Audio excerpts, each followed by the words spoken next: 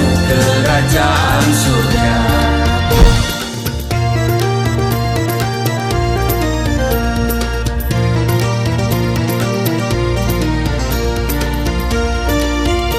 Shalom Bapak Ibu, sahabat Galilea dan seluruh subscriber Galilea Network yang diberkati oleh Tuhan Yesus. Salam sehat dari kami, saya masih ditemani oleh istri saya yang terkasih. Ya saudara, apa kabar hari ini saudara? Di hari Sabtu, tentu saudara punya program, punya agenda mengisi weekend hari ini saudara ya. Sebelum kita beraktivitas, kembali kita datang kepada Tuhan ya saudara ya. Saya percaya bahwa Tuhan menyediakan yang terbaik bagi kita di hari ini. Dan doa saya saudara yang mengisi weekend dengan kegiatan-kegiatan, saudara tetap terpelihara. Amin. Mari kita berdoa. Segala kemuliaan hanya bagimu Bapa yang baik, Allah yang Rahman dan Rahim, pencipta langit dan bumi dan dengan segala isinya. Kami kuduskan namamu, datanglah kerajaanmu, jadilah kehendakmu di bumi seperti di surga. Hari ini, hari Sabtu, kami akan mengisi weekend dengan berbagai kegiatan. Kiranya Engkau menyertai dan memberkati.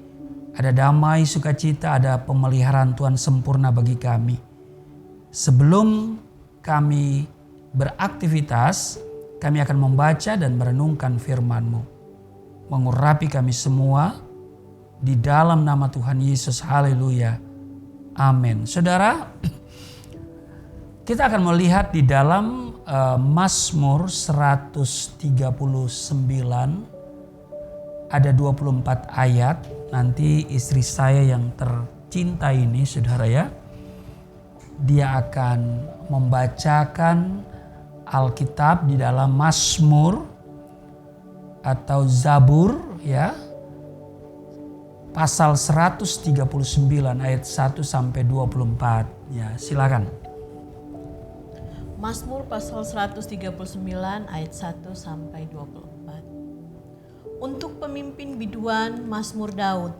Tuhan, Engkau menyelidiki dan mengenal aku. Engkau mengetahui kalau aku duduk atau berdiri. Engkau mengerti pikiranku dari jauh. Engkau memeriksa aku kalau aku berjalan dan berbaring, segala jalanku Kau maklumi. Sebab sebelum lidahku mengeluarkan perkataan, sesungguhnya semuanya telah kuketahui ya Tuhan. Dari belakang dan dari depan Engkau mengurung aku, dan Engkau menaruh tanganmu ke atasku. Terlalu ajaib bagiku pengetahuan itu, terlalu tinggi, tidak sanggup aku mencapainya. Kemana aku dapat pergi menjauhi roh-Mu? Kemana aku dapat lari dari hadapan-Mu? Jika aku mendaki ke langit, Engkau di sana. Jika aku menaruh tempat tidurku di dunia orang mati, di situ pun Engkau. Jika aku terbang dengan sayap fajar dan membuat kediaman di ujung laut, juga di sana tangan-Mu akan menuntun aku dan tangan kanan-Mu memegang aku. Jika aku berkata, biarlah kegelapan saja melingkupi aku dan terang sekelilingku menjadi malam, maka kegelapan pun tidak menggelapkan bagimu dan malam menjadi terang seperti siang, kegelapan sama seperti terang. Sebab Engkaulah yang membentuk buah pinggangku, menenun aku dalam kandungan ibuku. Aku bersyukur kepadamu oleh karena kejadianku dahsyat dan ajaib. Ajaib apa yang Kau buat dan jiwaku benar-benar menyadarinya. Tulang-tulangku tidak terlindung bagimu ketika aku dijadikan di tempat yang tersembunyi dan aku direkam di bagian-bagian bumi yang paling bawah. Matamu melihat selagi aku bakal anak, dan dalam kitab-Mu semua tertulis hari-hari yang akan dibentuk sebelum ada satu pun daripadanya. Dan bagiku betapa sulitnya pikiran-Mu ya Allah, betapa besar jumlahnya. Jika aku mau menghitungnya, itu lebih banyak daripada pasir. Apabila aku berhenti, masih saja aku bersama-sama Engkau. Sekiranya Engkau mematikan orang fasik ya Allah, sehingga menjauh daripadaku penumpa-penumpa darah, yang berkata-kata dusta terhadap Engkau dan melawan Engkau dengan sia-sia. Masakan aku tidak membenci orang-orang yang membenci Engkau ya Tuhan, dan tidak merasa jemu kepada orang-orang yang bangkit melawan Engkau? Aku sama sekali membenci mereka, mereka menjadi musuhku. Selidikilah aku ya Allah, dan kenallah hatiku. Ujilah aku dan kenallah pikiran-pikiranku. Lihatlah apakah jalanku serong, dan tuntunlah aku di jalan yang kekal. Nah saudara, demikian pembacaan kitab Zabur atau Mazmur pasal 139 pada ayat 1 sampai dengan 24. Saudara, di ayat 7 dikatakan begini, kemana aku dapat pergi menjauhi rohmu? Kemana aku dapat lari dari hadapanmu? Saudara, Tuhan Maha Hadir dan Maha Tahu. Amin. Tidak ada tempat di belahan bumi manapun kita dapat bersembunyi. Amin. Tidak ada tempat yang tidak Tuhan ketahui. Karena itu kalau saudara mau berbuat dosa, saudara cari tempat yang kira-kira Tuhan gak tahu. Haleluya. Nah jadi saudaraku yang kekasih, saya pertegas bahwa tidak ada tempat di belahan bumi manapun kita dapat menyembunyikan diri dari Tuhan. Amin. Di dalam Ibrani pasal 4 ayat 13 di sana dikatakan begini, tidak ada suatu makhluk pun yang tersembunyi di hadapannya, sebab segala sesuatu telanjang dan terbuka di depan mata Dia, yang kepadanya kita harus memberikan pertanggungan jawab. Hal ini disadari oleh Daud. Sehingga kalau kita lihat tadi di ayat 1 sampai dengan ayatnya yang ketiga, coba baca lagi. Di Mazmur 139 ini ya, di ayat 1, 2 dan 3 dikatakan, untuk pemimpin biduan Mazmur Daud, Tuhan Engkau menyelidiki dan mengenal aku. Engkau mengetahui kalau aku duduk atau berdiri. Engkau mengerti pikiranku dari jauh. Engkau memeriksa aku, kalau aku berjalan dan berbaring, segala jalanku Kau maklumi. Nah saudara lihat bahwa Tuhan, Engkau menyelidiki dan mengenal aku. Engkau mengetahui kalau aku duduk atau berdiri. Engkau mengerti pikiranku dari jauh. Engkau memeriksa aku kalau aku berjalan dan berbaring. Segala jalanku Kau maklumi. Saudara, namun banyak dari kita yang tidak menyadarinya. Kita pikir Tuhan gak tahu, Tuhan gak lihat. Kita berpikir Tuhan tidak tahu apa yang kita perbuat, sehingga kita pun mengelabuinya saudara. Ibadah tetap jalan, dosa pun tetap dilakukan. Di dalam hati dan pikiran kita terpendam 1000 rancangan dan segala keinginan untuk memuaskan daging. Padahal, saudaraku yang kekasih, ya, Tuhan menyelidiki segala hati dan mengerti segala niat dan cita-cita. Itu saudara bisa lihat di 1 Tawarik 28 ayat yang ke-9. Saudara, Yunus, saudara tahu Yunus? Adalah orang yang diutus oleh Tuhan untuk memberitakan Injil dan harus menyerukan pertobatan kepada orang-orang yang ada di kota Niniwe.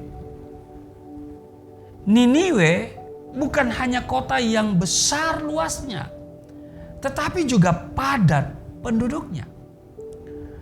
Niniwe adalah ibu kota kerajaan Asyur, tempat di mana penindasan dan kekejaman muncul dari kota itu.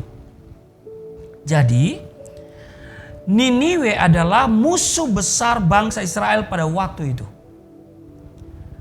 Nah, secara manusiawi mungkin Yunus merasa minder dan takut untuk pergi ke sana karena Niniwe adalah kota besar dan kejam penduduknya.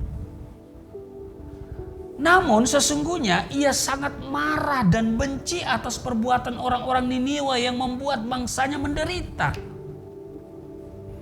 Karena itu, daripada mentaati perintah Tuhan, Yunus memilih untuk kabur dan mangkir dari tugas sehingga ia putar haluan ke kota lain yaitu Tarsis.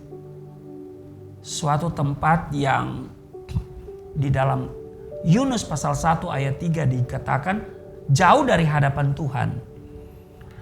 Haleluya. Jadi dia putar haluan, dia pergi ke suatu tempat yaitu Tarsis yang dalam pikirannya jauh dari hadapan Tuhan. Yunus berpikir bahwa Tuhan tidak akan mengetahuinya dan tidak akan mencarinya. Walaupun sesungguhnya ia tahu dengan benar bahwa Tuhan itu Maha Tahu. Saudaraku yang kekasih, jemaat Galilea Community of Christ, sahabat Galilea dan seluruh subscriber Galilea Network yang bersama dengan saya dalam tayangan Sahabat Galilea hari ini. Saudara, jika Tuhan ada di mana-mana, hendak lari kemanakah Yunus? Ya kan? Ke ujung dunia pun Tuhan tahu keberadaannya. Itulah sebabnya dalam perjalanan laut menuju Tarsis, Tuhan berkenan mendatangkan malapetaka, yaitu angin ribut dan badai besar melanda. Semua awak dan penumpang kapal menjadi panik dan takut. Singkat cerita, mereka membuang undi untuk mencari siapa yang patut disalahkan sebagai penyebab terjadinya malapetaka ini. Bukanlah kebetulan jika undi itu jatuh kepada Yunus. Akhirnya apa? Yunus pun menceritakan tentang pelariannya dan karena dialah Tuhan menjadi murka. Saudara, di tengah rasa frustasi dan penyesalannya karena ia tahu dirinya lah penyebab itu semua, Yunus berkata kepada orang-orang, ya, angkatlah aku, campakkanlah aku ke dalam laut, maka laut akan menjadi reda dan tidak menyerang kamu lagi. Sebab aku tahu bahwa karena akulah badai besar ini menyerang kamu.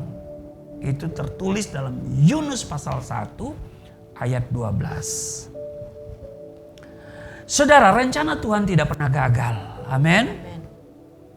Atas campur tangannya, seekor ikan besar menelan Yunus. Dan ia pun harus tinggal di dalam perut ikan itu selama 3 hari 3 malam lamanya. Saat berada dalam perut ikan, Yunus menyesali perbuatannya dan minta ampun kepada Tuhan karena telah memberontak dengan cara lari dari panggilannya. Tuhan berkenan akan doa penyesalan Yunus. Lalu di Yunus pasal 2 ayat 10, berfirmanlah Tuhan kepada ikan itu, dan ikan itu pun memuntahkan Yunus ke darat. Saudara, Tuhan memberi kesempatan kedua kepada Yunus untuk mengerjakan panggilannya. Di Yunus pasal 3 ayat 2, bangunlah, pergilah ke Niniwe, kota yang besar itu, dan sampaikanlah kepadanya seruan yang kufirmankan kepadamu. Saudara, sejauh apapun kita berlari untuk menjauh dari hadirat Tuhan, jika Ia berkenan memakai kita untuk sebuah rencananya, maka dengar baik saya mau katakan, Ia akan selalu punya cara yang luar biasa untuk memanggil saudara dan saya kembali sampai kita berkata, "Ya Tuhan, inilah aku, utuslah aku." Dan saudara melangkah mengerjakan panggilannya itu. Saudara, sahabat Galilea dan seluruh subscriber Galilea Network yang diberkati oleh Tuhan Yesus, mungkin saat ini banyak dari kita yang sedang melarikan diri dan menghindar dari panggilan Tuhan untuk melayani Dia dengan berbagai alasan. Sibuk, tidak ada waktu, tidak punya talenta, dan sebagainya dan sebagainya. Ingat saudara, melayani Tuhan adalah anugerah yang diberikan Tuhan kepada kita. Karena itu jangan sia-siakan. Memang melayani Tuhan itu saudara bergerak di bidang proyek rugi. Iya kan? Orang bilang buang-buang waktu, buang-buang duit, buang-buang tenaga. Saudara, tetapi saya mau katakan melayani Tuhan adalah anugerah yang Tuhan berikan kepada kita semua. Walaupun saya katakan, Tuhan aku udah capek. Capeknya di mana Pak Pendeta? Waduh, bergumul sendiri. Kita merintis, ya kan? Kita mau pergi ke daerah, gak ada yang support. Harus cari sendiri biaya. Iya, makan sendiri, tidur sendiri. Iya saudara, kita aja nih mau onsite, belum punya sound system yang memadai. Saya hanya berdoa sama Tuhan, kalau memang kita mau ibadah onsite, Tuhan kirim berkat melalui siapa saja. Apakah itu orang percaya atau bukan orang percaya yang bermurah hati untuk pengadaan peralatan sound system, ya, yang terbaik untuk kami. Wow saudara, saya berdoa seperti itu. Nah saudaraku yang kekasih, kadang-kadang saya ya dalam perenungan, kadang-kadang saya berkata capek ya. Capek mikirin pelayanan. Capek mikirin bagaimana mendatangkan kita bisa membeli ruko, ya kan? Ya, jangankan beli, sewa pun saudara saya masih ngos-ngosan. Ya saudaraku yang kekasih, tetapi terus lakukan. Amen. Karena memang Tuhan sudah panggil saya ke jalur itu. Haleluya. Dan saya mau katakan melayani Tuhan adalah anugerah yang diberikan Tuhan kepada kita. Jadi saudara, kalau saudara punya tempat, ya ruko gitu ya. Harap nih ya. Ya daripada nggak dipakai rukonya saudara ya. Mending saudara ya pinjamkanlah kepada kami Galilea Community of Christ sampai Tuhan Yesus datang. Haleluya. Nah saudara, tidak semua orang beroleh kesempatan dan kepercayaan untuk melayani Tuhan. Biarlah pengalaman hidup Yunus ini menjadi pelajaran berharga bagi kita. Jangan menunggu sampai Tuhan menegur kita dengan keras. Juga jangan sekali-kali berkompromi dengan dosa, sebab Tuhan Maha tahu saudara. Amin. Jangan kita menggunakan iman kalau. Karya Pak Pendeta ya, kalau proyek saya turun, kalau nih uang saya cair ya saudara ya. Ya kalau enggak gimana? Jangan kita seperti main judi dengan Tuhan ya. Karena Tuhan sudah memberikan yang terbaik bagi kita. Mari kita pun harus merespon dengan memberikan hidup kita. Apa yang ada pada kita, talentakah, ya, umurkah, ataukah finansial yang kita punya, kita pakai semuanya untuk pekerjaan Tuhan.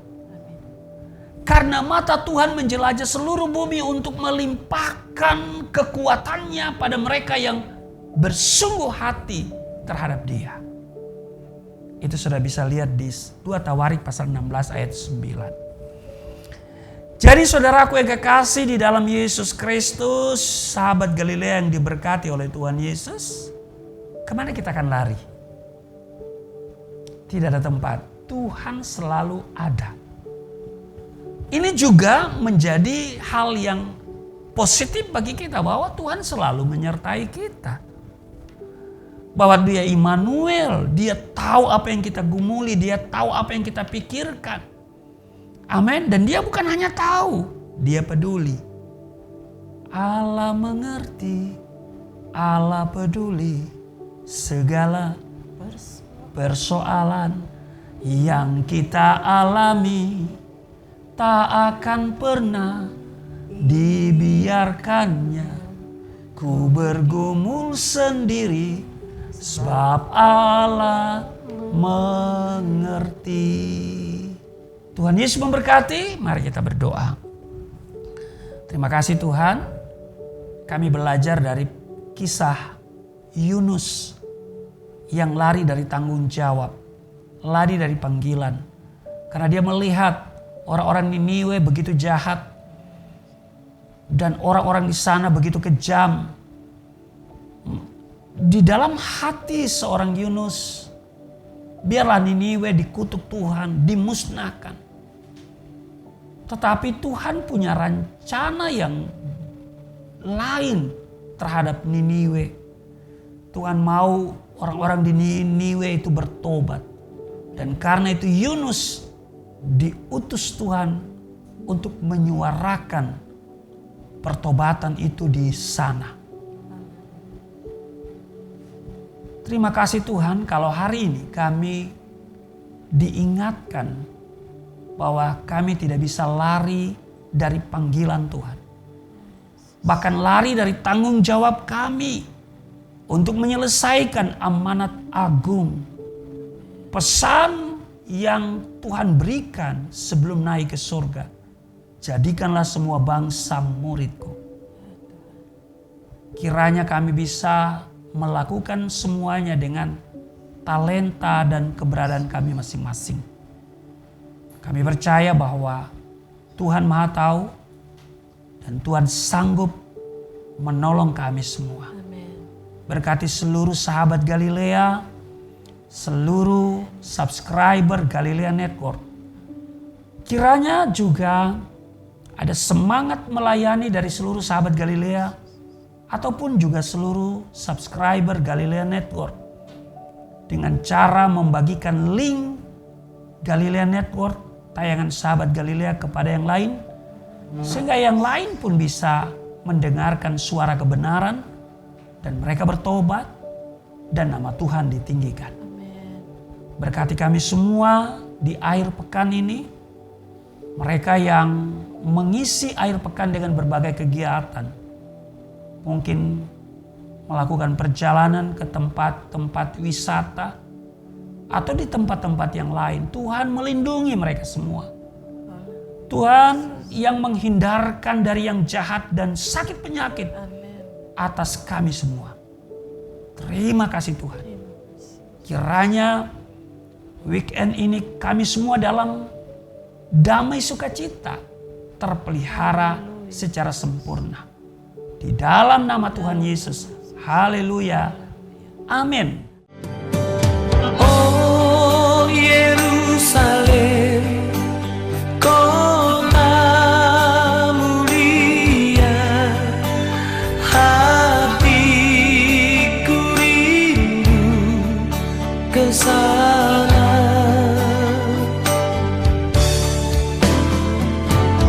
Oh Yerusalem,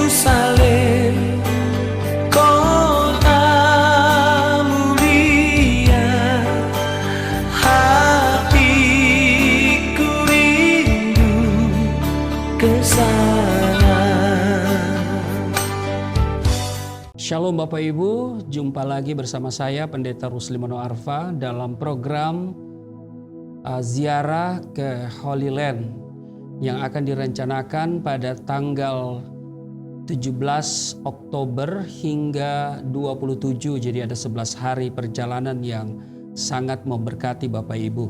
Nah saudara, tema yang selalu saya sampaikan untuk berziarah ke sana adalah menggali akar kekristenan.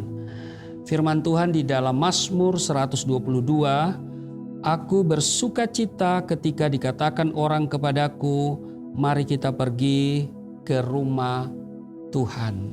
Saudara, perjalanan kita diawali dari Jakarta. Nah saudara, tentu kita mulai dengan Mesir ya. Di Mesir, saudara, ada banyak tempat yang cukup menarik untuk kita datangi. Selanjutnya kita akan meninggalkan Mesir dalam perjalanan menuju Israel. Kita akan melewati padang gurun Sin atau padang gurun Sinai, di mana setelah menyeberangi Laut Tebrau, pada waktu itu Musa dengan tongkatnya membelah air laut dan bangsa Israel berjalan di tengahnya. Nah tentu kita akan bermalam di Sharm el-Sheikh dan menikmati keindahan pantai sekaligus menjelajahi padang gurun, padang pasir yang mungkin menjadi hal yang langka di Indonesia saudara ya. Dan selanjutnya kita akan ke perbatasan dan memasuki Israel. Nah ketika kita memasuki perbatasan, dan perbatasan itu namanya Taba, perbatasan Mesir Israel. Kita akan melewati Eliat atau Laut Merah, daerah yang akan kita lewati ketika masuk Israel melalui perbatasan Taba, Mesir Israel. Nah selanjutnya saudara, kita akan menuju Bethlehem. Bethlehem artinya rumah roti. Kita juga akan melihat gereja kelahiran Yesus, lebih dikenal dengan nama Nativity Church, salah satu gereja terbesar di Bethlehem yang adalah wilayah Palestina, saudara. Kita juga akan ke Nazaret. Nazaret, kota di mana Allah melalui malaikat Gabriel membawa kabar kepada Maria bahwa dia akan mengandung dan melahirkan seorang anak laki-laki. Selanjutnya, kita akan mengunjungi wilayah Yerusalem. Nah, Yerusalem, saudara, adalah kota terbesar dan utama di Israel dan menjadi ibu kota Israel. Kota yang berdiri di tengah-tengah lembah Yudea, bergelar sebagai ratu dari kota-kota dunia selama 30 abad. Terletak di ketinggian 800 meter dari permukaan laut, menjadi tempat yang dipilih Tuhan sebagai benteng monoteisme. Bagi umat Kristen, disinilah Tuhan Yesus datang dieluk-elukan, tetapi kemudian disalibkan, mati dan bangkit serta naik ke surga. Ada ruang perjamuan kudus terakhir juga akan kita kunjungi. Terletak di Bukit Zion, adalah tempat Tuhan Yesus dan murid-muridnya mengadakan perjamuan terakhir, terkenal dengan nama Last Supper Room. Kalau sudah baca di Markus pasal 14. Di ruang ini juga Tuhan Yesus menampakkan dirinya 2 kali kepada murid-muridnya setelah kebangkitannya dan kemudian menurunkan Roh Kudus. Tentu kita akan datang ke tempat yang sangat kudus bagi bangsa Yahudi, yaitu tembok ratapan. Kita juga akan pergi ke kapel kenaikan terletak di atas Bukit Zaitun. Di dalam kapel terdapat pijakan dengan cetakan kaki yang diyakini adalah pijakan kaki Tuhan Yesus ketika naik ke surga. Kemudian kita juga akan pergi ke Bukit Zaitun. Terletak di kawasan timur kota Yerusalem, melewati lembah Kidron dengan ketinggian puncak 300 kaki di atas Yerusalem. Nah, Bukit Zaitun dimuliakan oleh kaum Yahudi dan Kristen.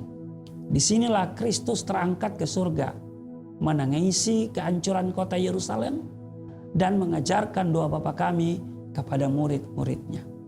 Mari kita datang ke Yerusalem untuk melihat kota suci yang luar biasa, kota sangat bersejarah, kota yang disucikan oleh 3 agama, Islam, Yahudi, dan Kristen.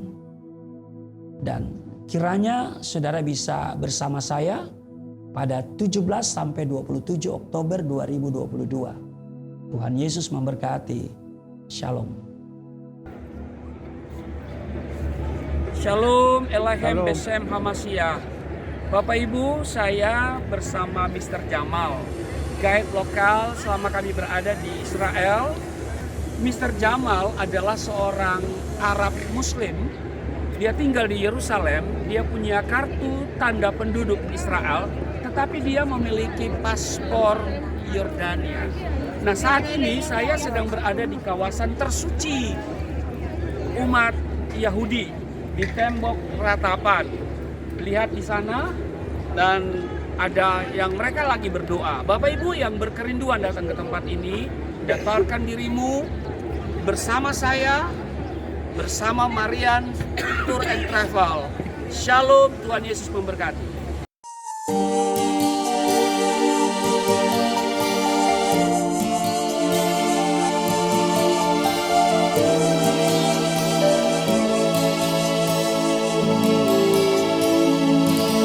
Bapa kami yang di surga, dimuliakanlah nama-Mu. Datanglah kerajaan, jadilah kehendak-Mu di bumi seperti di surga.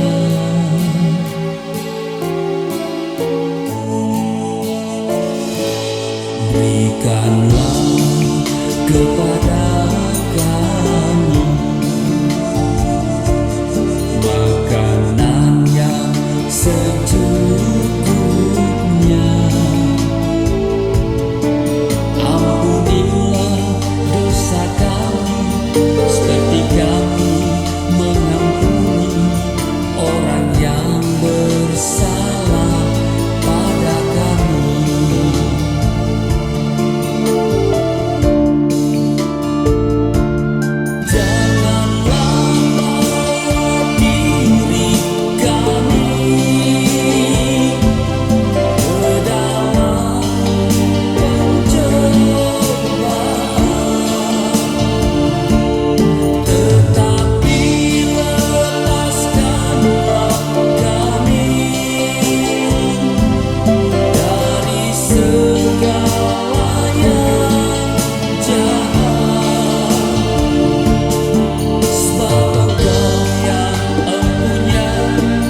Kerajaan